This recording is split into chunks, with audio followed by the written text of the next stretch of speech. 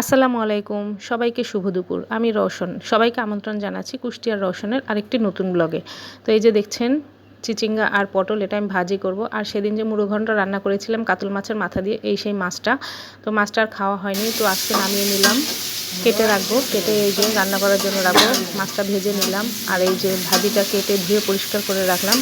আর এই যে মাছ ভাজার তেলেই আমি পেঁয়াজ রসুনটা ভালো করে ভেজে নিলাম। তারপরে আর এই মাছগুলো আমি উঠিয়ে রাখবো ফ্রিজে, পরে কোনো সময় খাওয়া হবে। তো যাই হোক, মাঝখানে তো অনেক কাজকাম সেরেই আসলাম। আর এই যে রান্না শেষ এখন। তারপরে এই যে আলু দিয়ে আমি এই কাতল মাছটা রান্না করেছি আজকে আর তরকারি দিয়ে নিই, শুধু আলু দিয়ে খেতে ইচ্ছে করলো তাই আলু দিয়ে রান্না করলাম।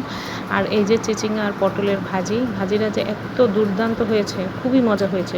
সবাই একবারেই ভাজিটু খেয়ে নিয়েছে। আমাদের চারজনের একবারেই ভাজিটা হয়ে গেছে। তো যাই হোক, আর সাথে ছিল লেবু। এই হলো আজকে আমাদের দুপুরের আয়োজন। তো আপনাদের কেমন লাগলো আমার এই দুপুরের আয়োজন জানাবেন।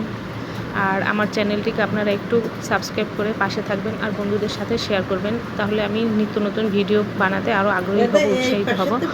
তো আপনারা সবাই ভালো থাকবেন, সুস্থ থাকবেন। আল্লাহ হাফেজ।